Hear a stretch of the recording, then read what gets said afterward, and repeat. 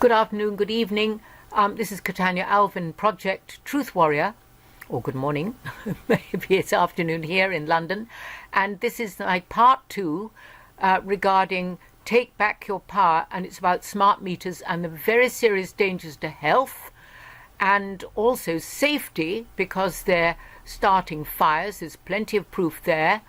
And also from a point of view of you're being spied on. But this is really, I'm focusing on health issues and fire issues here.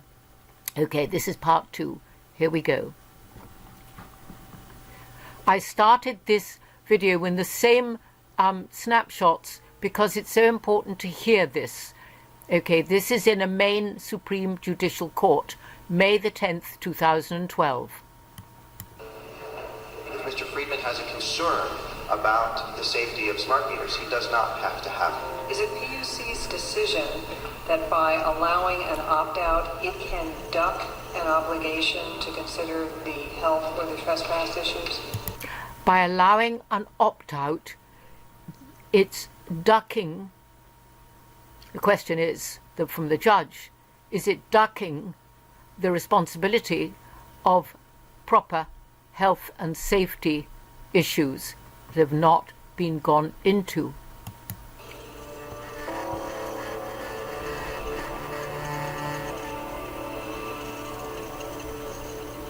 Your Honor, all of these issues were before the Commission in the earlier proceedings. The Commission had a proceeding on this, but it didn't decide any of those issues. The Commission had a proceeding, but it didn't decide, says the judge, on any of those issues. No, Your Honor. No, Your Honor. They didn't decide. The Commission did not. The Commission, in fact, declined to do the analysis. The Commission, in fact, declined to do the analysis. Make the decisions about health and safety. To make the decisions on health and safety. What negligence. The remedy for all of the concerns in those proceedings was to offer an opt-out. The remedy for all those proceedings was to opt out. But it's interesting, when I went to a conference recently, early November, run by Carl Washington, he said in Canada, they're now, you have to have meters. Oh, they get interesting. How about the members of the public that are not opting out? And what about the members of the public who are not opted out? Isn't it the Commission's responsibility to look out for their health and safety? Isn't it the responsibility regarding their health and safety, meaning of the Commission, of their health and safety? And to make a judgment as to whether they are being unreasonably exposed to RF? And to make a judgment as to whether they are being exposed to, well, it's RF, the radiation frequencies. Your Honor, nothing in the world can be made absolutely safe. What a load of rubbish. Nothing in the world can be made totally safe. I mean... So, are you admitting that they're not safe? So are you admitting that they're not safe? Is it the PUC's position that these are safe enough? That it's the company's position that they are safe enough? Safe enough for whom? Your Honor, the public is free to have whatever concerns it would have. What the Commission is doing, as you presented, is saying it has declined to do the health and safety analysis. What you're saying is that the Commission has declined to do the analysis of the health and safety issues. You're on your own. They're saying to the public, as she says, you're on your own. No, the Commission instructed the utility to, in its communication plan, to provide information to all of its customers about... Commission said to the utility companies to provide all the information to its customers. Does it? It certainly didn't when it certainly didn't. We had a letter through the post. It just said, we're going to be in the area. Would you like to book an appointment?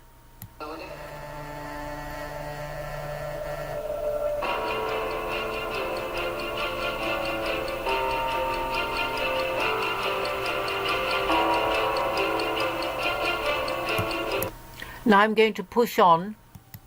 In my research into this, I found that utilities around the world were stating that the smart grid will deliver enhanced energy security, reduced greenhouse gases, improved urban air quality, and increased grid asset utilization. Wouldn't the majority of people actually want that to happen? Wouldn't they be impressed? To me, this sounded great on paper. Unfortunately, there are problems with how the systems work. The smart grid systems are very buggy. There seems to be a critical systemic issue with these misnamed smart meters. They're actually causing fires, in many cases, after they're installed.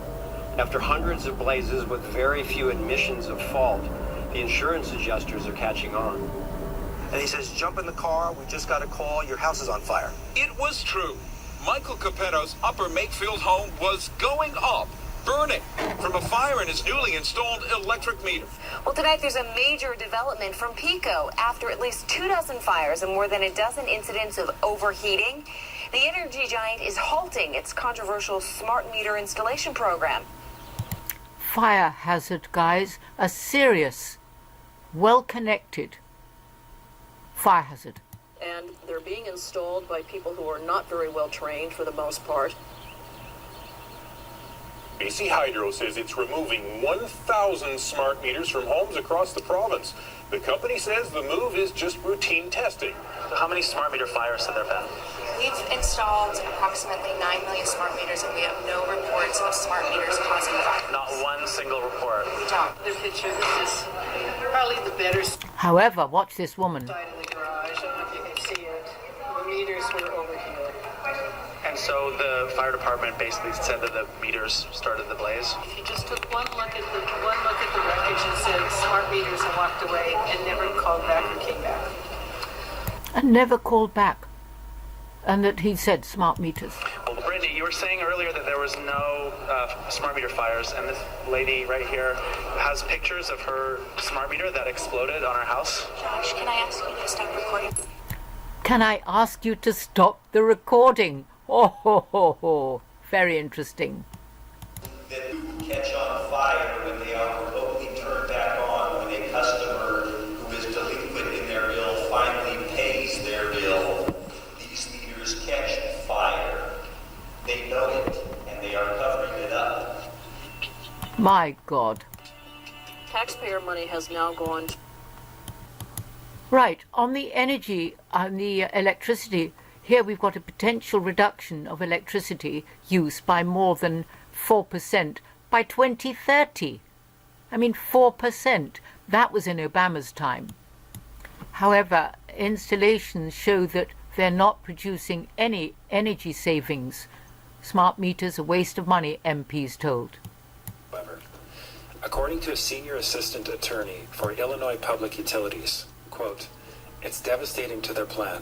The report shows zero statistically different result. They're being found in pilot programs now, smart grids are, to really save no energy whatsoever. So pilot programs really save no energy whatsoever. And these smart meters only last a fifth of the time than the analog. These devices are now computers, and so they have to be maintained. They don't have the life of an existing meter, which is 20 to 30 years. These devices have a life of between 5 to 7 years. Right, and then you'll be asked to pay, and I will get on to the health issues on my next video. God bless. This is Katanya Alvin saying, or Project Truth Warrior saying, stay healthy, stay well, stay away from the smart meters. God bless you all.